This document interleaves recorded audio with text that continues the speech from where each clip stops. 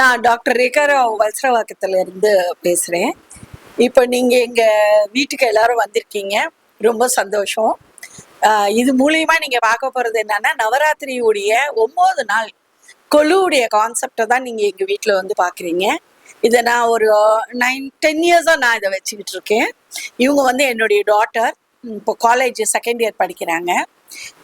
இதுல மெயின் விஷயம் என்ன, ஏன் நம்ம வந்து இந்த அளவுக்கு நம்ம கான்செப்ட்ஸ் எடுத்து நாங்க பண்றோம் அப்படின்னீங்கன்னா, முதல் விஷயம் எங்களுக்கு ரொம்ப பிடிச்ச விஷயம், இது வந்து இந்த ட்ரெடிஷ்னலா இது வந்து வரும்போது பாரம்பரியமா இதை விட்டுறக்கூடாதுங்கிற ஒரு எண்ணம். அதே மாதிரி இந்த வருங்கால சந்ததிகள் எல்லாருக்குமே வந்து இந்த ஸ்டோரிஸ், அப்புறம் இந்த சின்ன சின்ன கான்செப்ட் அதெல்லாம் அவங்க கத்துக்கணுங்கிறது எங்களுடைய எண்ணம். மூணாவது பாத்தீங்கன்னா, நம்மளுடைய கல்ச்சர் அது வந்து கடல்ல விட பெரியது அது. ஸோ வந்து ஒரு வருஷமும் சின்ன சின்ன விஷயங்களாக கொஞ்சம் கொஞ்சம் கான்செப்டை நாங்கள் பண்ணி இங்கே இந்த நவராத்திரி டைம்ல எக்கச்சக்கமான குழந்தைகள் வராங்க.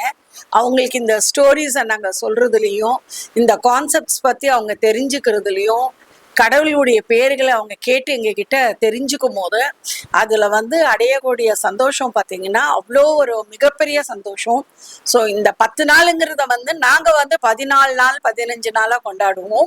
அவ்வளோ ஒரு சந்தோஷம், ஒரு வருஷத்துக்குள்ள ஒரு ஹாப்பினஸையும் ஒரு சந்தோஷத்தையும் இந்த 15 நாளில் நாங்கள் வந்து எடுத்துப்போம். சரி, நாங்கள் பண்ணுறது ஓகேன்னு பார்த்தீங்கன்னாலும் என் டாட்டர் கூட அவங்களுக்கு ரொம்ப இதில் பயங்கர இன்ட்ரெஸ்ட்டு. அவங்களும் இதோட இன்வால்மெண்ட் ஆகி ஸ்கூல் படிக்கிற காலத்துல இருந்து இந்த கொலு விஷயத்துல அவங்க ரொம்ப ஸ்ட்ரெயின் எடுத்து எக்ஸாம்ஸ் இருக்கும் போது, அவங்க 12th எக்ஸாம் பண்ணும்போது கூட பாத்தீங்கன்னா டெய்லி 3 hours இதுக்காக ஸ்பெண்ட் பண்ணி அந்த வருஷம் கொலுவை வந்து ரொம்ப சக்சஸ் பண்ணோம். ஒரு 3800 டேட்டஸ் எங்க கிட்ட இருக்கு வித் அம்பாளுடைய பிளெஸிங்கால. இந்த வருஷம் ஒரு 2000 தான் வச்சிருப்போம். அவங்களோட இன்ட்ரெஸ்டையும் நீங்க கேளுங்க. என் பேர் கரிஷ்மா. அகெயின் அம்மா சொன்ன மாதிரி ரிலீஜியஸ் ஆஸ்பெக்டோட த மெயின் திங் எங்களுக்கு வந்து என்னன்னா ட்ரெடிஷன் அண்ட் கல்ச்சர். இப்போ என் ஃப்ரெண்ட்ஸே இருக்கட்டும், அவங்க வந்து பார்க்கும்போது ஒரு கடவுள் யாரு, இது கான்செப்ட் என்னன்னு கேட்கும் போது எங்களுக்கு ரொம்ப சந்தோஷமா இருக்கு. அண்ட் அதுதான் மெயின் இன்ட்ரெஸ்டும் நாங்கள் பண்றதுக்கு. எவ்வளவு நாளா பண்றோமா இல்ல இது செட் பண்ண எவ்வளவு நாள் ஆயிடுச்சுன்னு கேக்குறேன். 1 week. இது ஸ்பெசிபிக் இது டைம் கொலு வந்து எங்களுக்கு 1 week ஆயிடுச்சு பண்ண. இதுல முக்கியமான விஷயம் என்னன்னு பாத்தீங்கன்னா, நாங்க வந்து கான்செப்டா வைப்போம். ஃபார் இந்த தடவை நவராத்திரிக்கு பாத்தீங்கன்னா 4 கதையை எடுத்து பண்ணியிருக்கோம். அப்புறம் நம்மளுடைய ஆண்டாள் ஸ்ரீவல்லிபுத்தூருடைய கதையில அதுல வந்து இதெல்லாம் உண்மையாக நடந்த சம்பவம் இல்லைங்களா, உங்க எல்லாருக்குமே தெரியும். ஸ்ரீவல்லிபுத்தூருடைய கதையும் உங்க எல்லாருக்குமே தெரியும். ஆண்டாள் தாயாரை பத்தியும் நம்ம எல்லாருக்குமே தெரியும்.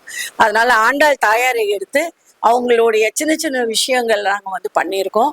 நீங்க இப்போ எங்களுடைய கொலு உள்ள வந்து பார்க்கும் போது பார்ப்பீங்க.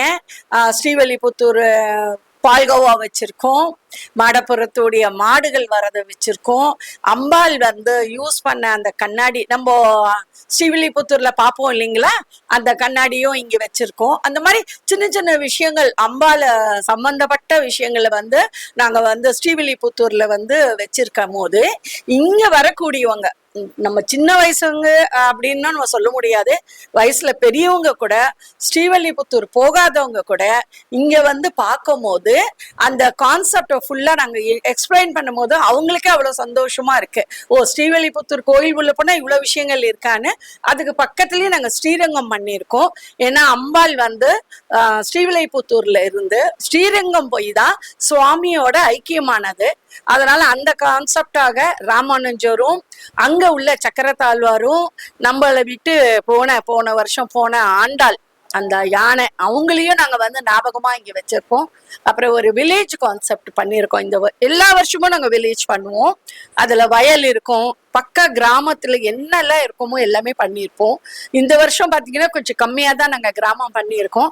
ஆனா அதுல கான்செப்ட்னு பாத்தீங்கன்னா ஒரு இளநீ கடை இருக்கும், அப்புறம் வந்து பஞ்சாயத்து பண்ற ஒரு மரத்தடி பஞ்சாயத்து இருக்கும், அப்புறம் பாத்தீங்கன்னா ஒரு மரத்தடி ஸ்கூல் இருக்கும், கிளி ஜோசியம் இருக்கும், பாட்டி வடை சுடுற மாதிரி இருக்கும். அதுக்கப்புறம் பாத்தீங்கன்னா பலூன் கடை, ஐஸ்கிரீம் கடை, ஒரு கிராமத்துல என்னெல்லாம் இருக்குமோ அதான் வந்து செட் பண்ணியிருக்கோம். அடுத்தது பாத்தீங்கன்னா சக்தி பீடம். அம்பாள், நம்ம அம்பாள் வந்து சக்தியாக பல ரூபமாக பல பெயரோட இருக்கக்கூடிய அதுல வந்து நாங்க அம்பாளுக்கு வந்து சக்தி பீடம் உருவாக்கி இருக்கோம். அப்புறம் கிருஷ்ண லீலா பண்ணியிருக்கோம். அப்புறம் வந்து சாரி இன்னும் ஒரு அழகான டீ கடை கூட ஒண்ணு இருக்கும். அங்க 4 பேர் உட்கார்ந்து பேப்பர் படிக்கிற மாதிரி. இதெல்லாம் வந்து நம்ம ஒரு கிராமத்துக்குள்ள போனோம்னா எவ்வளவு அழகா கண்கொள்ளா காட்சியா இருக்குமோ, அது இப்ப நம்ம சென்னையில பார்க்க முடியல. சோ சென்னையில இருக்கக்கூடிய சிட்டில இருக்கக்கூடிய அத்தனை குழந்தைங்களும் பார்க்கணுங்கிறதுக்காக. அப்புறம் இதெல்லாம் விட பெரிய விஷயம் என்னன்னு பாத்தீங்கன்னா, நம்ம வீட்டுல அந்த காலத்துல எல்லாம் யூஸ் பண்ண அம்மிக்கல்லு, உரலு இதெல்லாம் இப்ப நம்ம யாருமே பாக்குறது இல்ல. உண்மையிலேயே சொல்ல போனோம்னா வரக்கூடிய பள்ளிக்கூடத்துல இருந்து வரக்கூடிய குழந்தைங்க எல்லாருக்குமே அந்த அம்மிக்கல்லு, அந்த உரலு இதெல்லாம் பார்க்கும்போது ஆச்சரியமா கேக்குறாங்க. இதுல என்ன பண்ணுவீங்கன்னு வேற கேக்குறாங்க. அதை எக்ஸ்பிளைன் பண்ணும்போது அவங்களுக்கு ஆச்சரியமா இருக்கு. ஏன்னா நம்ம எல்லாம் இப்ப மிக்சிக்கு மாறிட்டதுனால அந்த விஷயங்கள் வந்து நம்ம வீட்டு குழந்தைங்களே பார்க்க முடியல. இது எல்லாம் போக்க சக்தி பீடத்துல வந்து நாங்க என்ன பண்ணிருக்கோம்னா, அம்பாளுடைய லலிதாம்பிகை செட்டு அழகா வச்சிருக்கோம். திருக்கல்யாணம் வச்சிருக்கோம். அம்பாளுடைய மீனாட்சி சுந்தரேஸ்வரருடைய திருக்கல்யாணம் வச்சிருக்கோம். அப்புறம் ஒரு முருகர் சன்னிதானம், ஒரு அழகான ஒரு முருகர் சன்னிதானத்துல திருமணம் நடக்கிற மாதிரியும், அப்புறம் கோயிலுக்குள்ள போடக்கூடிய அன்னதானமும் அதையும் நாங்க அழகா செட் பண்ணிருக்கோம். நீங்களும் எல்லாரும் வர முடியாதவங்க எல்லாம் அடுத்த வருஷம் எங்க வீட்டு நவராத்திரி கொலுவுக்கு வாங்கன்னு இப்பவே நான் உங்களுக்கு வந்து சொல்லிட்டேன். இப்ப வராதவங்க எல்லாருமே வந்து உள்ள வந்து இந்த நவராத்திரி கொலுவை பாருங்க, ரசிங்க. தேங்க்யூ. கணபதியுடைய காட்சியில பாருங்க, கைலாயத்துல கணபதி பகவானுக்கு நம்ம தாயார் பார்வதி தேவி ஃபீஸ்ட் உணவளித்தல், அது அழகா வாழையில போட்டு கொழுக்கட்டை அதெல்லாம் வச்சு அவரு சாப்பிடுற மாதிரி, கைலாயத்தில் இருக்கக்கூடிய சிவபெருமானும் முருகப்பெருமானும் அதை ரசிக்கிற மாதிரி ஒரு அற்புதமான காட்சி நாங்க பண்ணியிருக்கோம். அப்படியே அடுத்த கான்செப்ட் பாத்தீங்கன்னா ராமாயணம். ராமாயணத்துல உள்ள சில கான்செப்ட்ஸ், மெயினான விஷயங்களை வந்து நாங்க வந்து இங்க பதிவு பண்ணியிருக்கோம். அப்புறம் வந்து கைலாயத்துல பாத்தீங்கன்னா நால்வருடைய கதையை எடுத்து பண்ணியிருக்கோம். நால்வருடைய ஸ்டோரியில திருவாசகம் முக்கியமாக எப்படி வந்தது அப்படிங்கறத வந்து அழகா காட்சி வச்சிருக்கோம். அப்புறம் நம்ம சென்னையில இருக்கக்கூடிய முனீஸ்வரர் கோயில், அங்காள பரமேஸ்வரி அம்மனுடைய சன்னிதானத்தை அப்படியே உங்களுக்காக லைவா கொண்டு வந்திருக்கோம். ஆத்து கோயில் முனீஸ்வரர் கோயில் சொல்லக்கூடிய அந்த முனீஸ்வரர் கோயிலுக்கு கொண்டு வந்திருக்கோம். திருக்கற்காவூர் அம்பாள், உங்க எல்லாருக்குமே அம்பாளை பத்தி தெரியும்.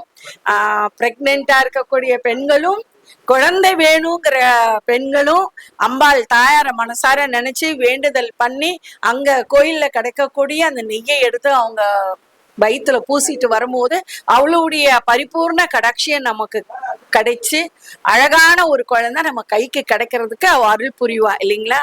அந்த மாதிரி ஒரு திருக்கற்கோ ஒரு தாயாரை வந்து அழகா பண்ணியிருக்கோம். அப்புறம் திருவேற்காட்டுல பூஜை எவ்ரிடே அவங்க வந்து 5:30க்கு காலையில அம்பாள் முன்னாடி முதல்ல பண்ணுவாங்க. அந்த பூஜையும் நாங்க இங்க காட்சியா வச்சிருக்கோம். நாங்க ரசிச்ச இந்த கொலுவை நீங்களும் கண்டிப்பாக உள்ள வந்து ரசிங்க. உங்க எல்லாருக்குமே Navratri wishes. Thank you so much.